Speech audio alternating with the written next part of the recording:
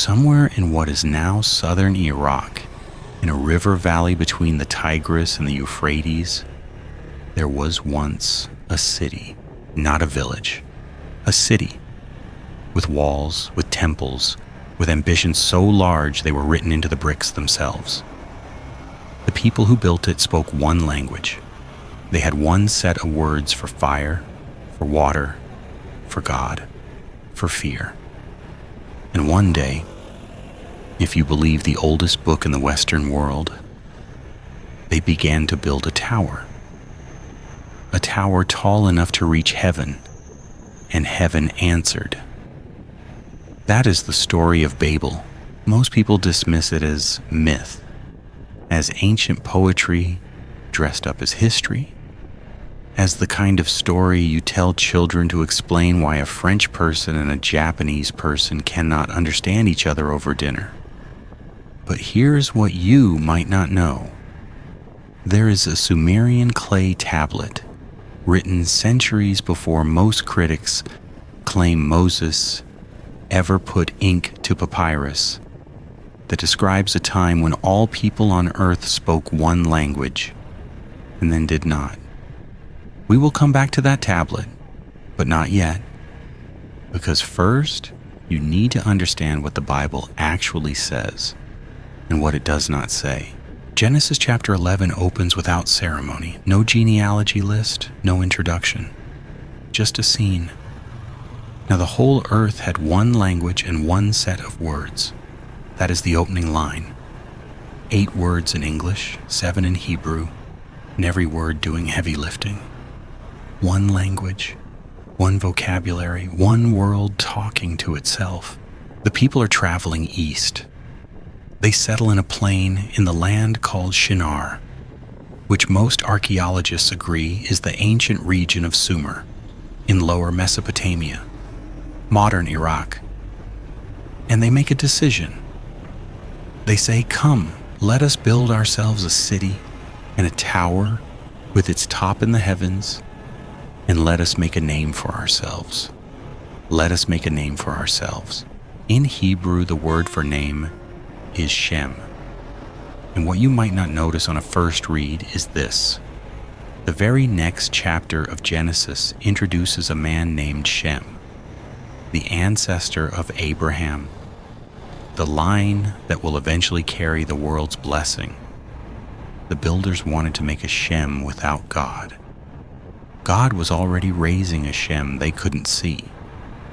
That kind of literary irony is not accidental. That is a writer who knows exactly what they are doing. Now, the man behind the tower, his name is Nimrod. Genesis 10:8 calls him a gibber, a Hebrew word that does not just mean strong. It means one who overpowers, a man who takes by force what others would not give. Nimrod is described as a mighty hunter before the Lord, which sounds like a compliment until you understand that in the ancient Near East, hunting was a metaphor for conquest. Nimrod was a hunter of men. He built Babel, he built Erech, he built Nineveh. He was building an empire at a time when, according to the biblical timeline, human civilization was barely 2 generations out from a global flood. And he wanted a tower. Here's what most people miss about that tower. The builders were not idiots. They were not trying to climb into the sky the way a child stacks blocks. In ancient Mesopotamian religion, a tower, a ziggurat, was not a ladder to God. It was an address, a place where God came down to meet humanity. The top of the ziggurat was a throne room, not an observation deck. They were not trying to reach God. They were trying to control where God arrived. That is a very different kind of pride. The Jewish historian Josephus, writing in the 1st century, adds a detail Genesis leaves out.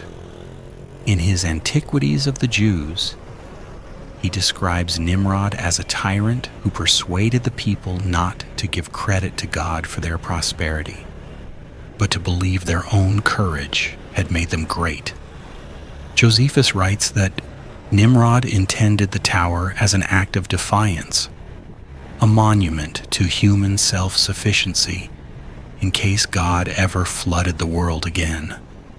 Not a temple, an insurance policy against God. And God, according to Genesis, came down to look at it. That phrase is worth sitting with. The God who made the galaxies came down to look at what the humans were building, as if from a great height, leaning in, squinting at this tiny stack of mud bricks. And what does God say? This is only the beginning of what they will do, and nothing that they propose to do will now be impossible for them. That line is not panic, it is not threat, it is, if you read it carefully, something that sounds almost like respect. They are capable, they are unified, and a unified humanity without moral anchor is not a civilization, it is a machine. So the languages scatter, and the city is called Babel. In Hebrew, Bavel, meaning confusion. In Akkadian, the language of ancient Babylon, the same word means gate of God. Two languages, one city, two completely opposite meanings encoded in the same sound. That is either the most extraordinary coincidence in linguistic history, or it is a scar. A name that two peoples remember differently because both of them were there. Now, the skeptics have a question, and it is a fair one. Is this history or is this mythology? Is the confusion of languages at Babel a real event, or is it the ancient world's attempt to explain something they could not understand? Stay with me, because this is where it gets remarkable. In 1786, a British judge named Sir William Jones stood before the Asiatic Society in Calcutta and made an announcement that rewrote the history of human language. He had been studying Sanskrit, the ancient language of India, alongside Latin, Greek, Persian, and Gothic. And he noticed something that no one had formally articulated before. These languages were too similar to be coincidental, not similar the way neighbors borrow slang from each other. Similar the way siblings look alike. Similar in structure, in vocabulary roots, in the deep grammatical bones beneath the words. Jones proposed that Sanskrit, Latin, Greek, Persian, Gothic, and probably many others, all descended from a single ancient source language, a language no longer spoken, a language that existed before them all. He called it Proto-Indo-European. 2 centuries of linguistics later, that proposal has not collapsed. It has been confirmed, refined, and expanded. Today, linguists map a language family called Proto-Indo-European that is the common ancestor of roughly 3 billion people's native tongue: English, Spanish, Russian, Hindi, Farsi, Norwegian, Bengali, all of them. One family, one root. But Proto-Indo-European is not the end of the tree. It is a branch. Here is the part nobody tells you.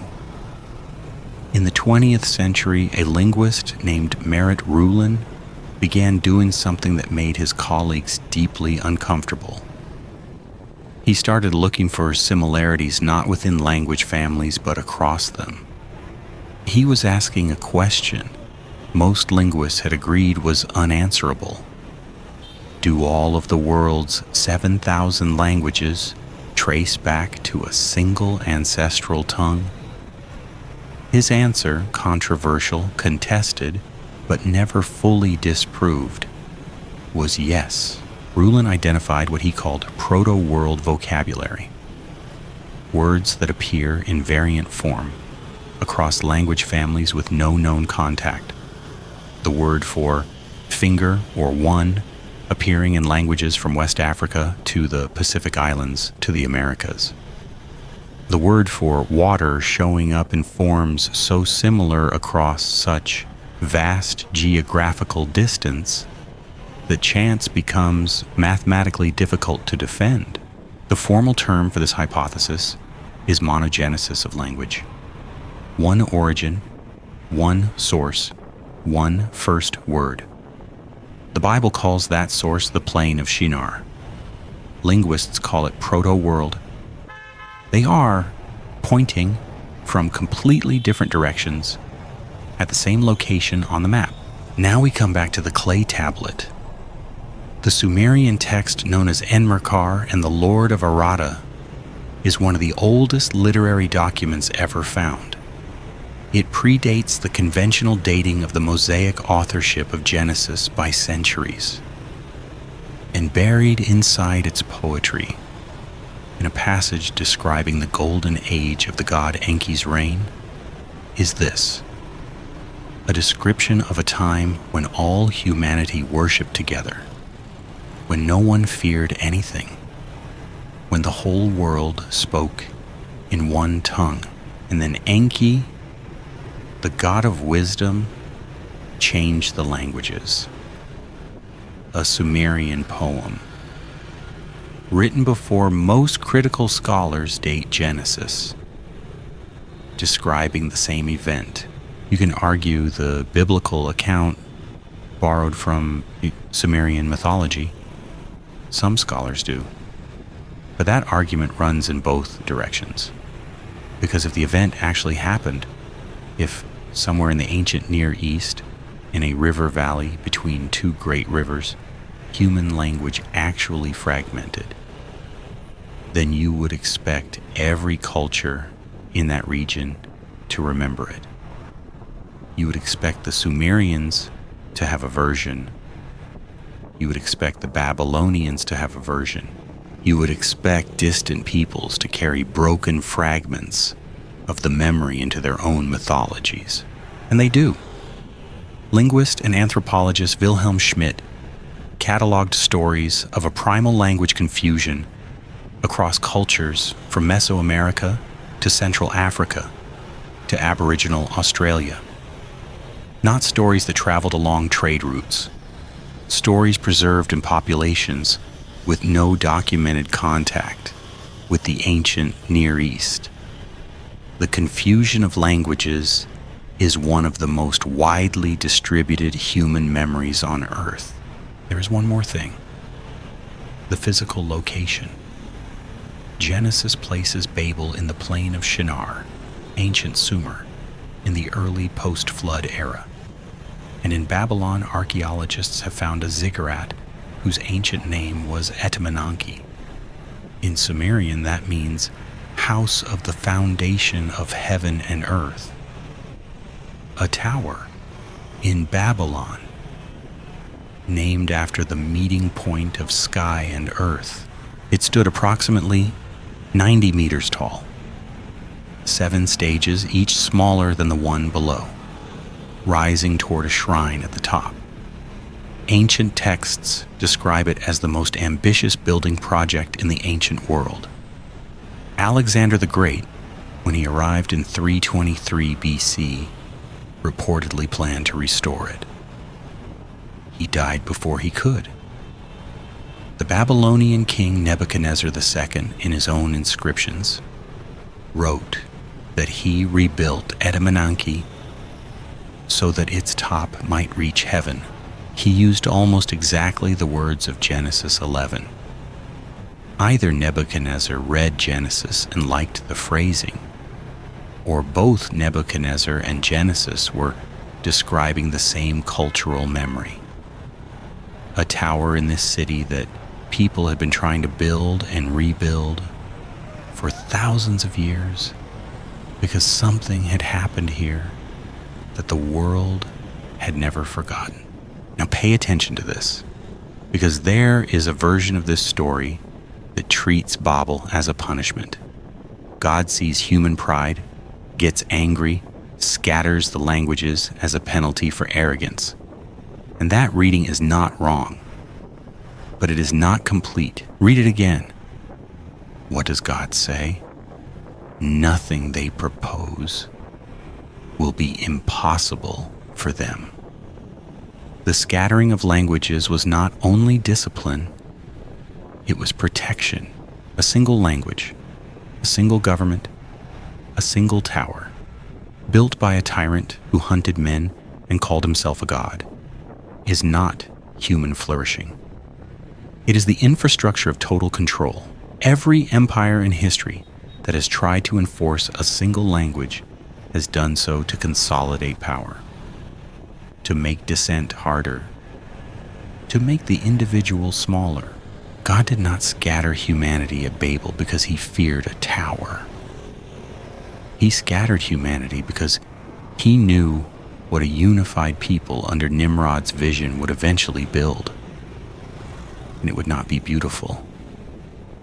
The diversity of languages you navigate every day, look, the translator apps, the language classes, the beautiful strangeness of a world that speaks in thousands of voices is not the scar of Babel. It is the mercy of Babel. And here is where the story does not end.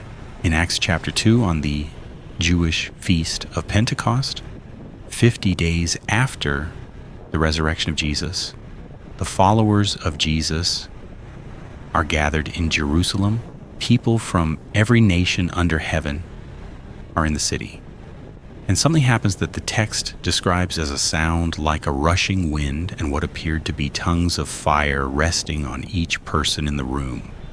And they began to speak in other languages, not confusion, communication.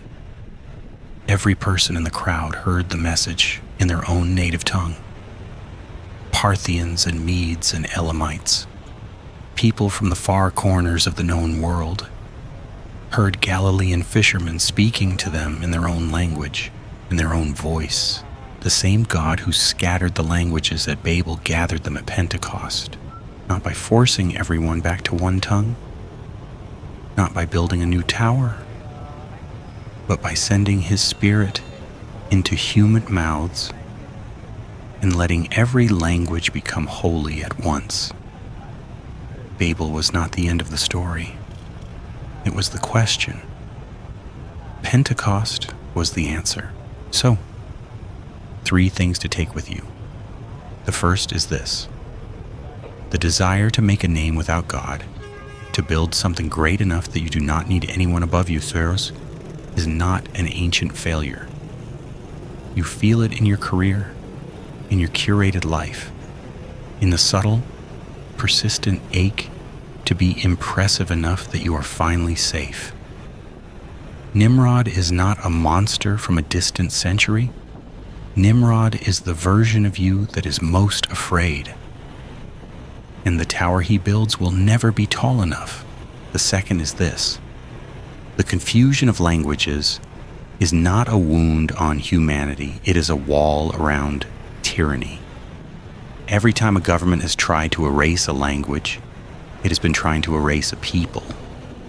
The diversity of human tongues is not the punishment of Genesis 11. It is the protection of Genesis 11. God knew what he was doing. And the third, and this is the one that should stop you cold, the same God who scattered the languages did not abandon the people he scattered. He traced them. Through every migration, every mountain range, every ocean crossing, every century of silence, he followed them. And 2,000 years ago, he sent his son to a place where all the roads of the ancient world crossed. And on Pentecost, he proved it. He can speak to you in your language, in your tongue, in your voice. He was not confused at Babel. He was already planning the reversal. If you found this worth your time, there is more where this came from. We go deep on questions that most people wave away. Subscribe and bring your skeptical friends. This channel is not afraid of hard questions. because the harder you look at the Bible, the harder it becomes to dismiss.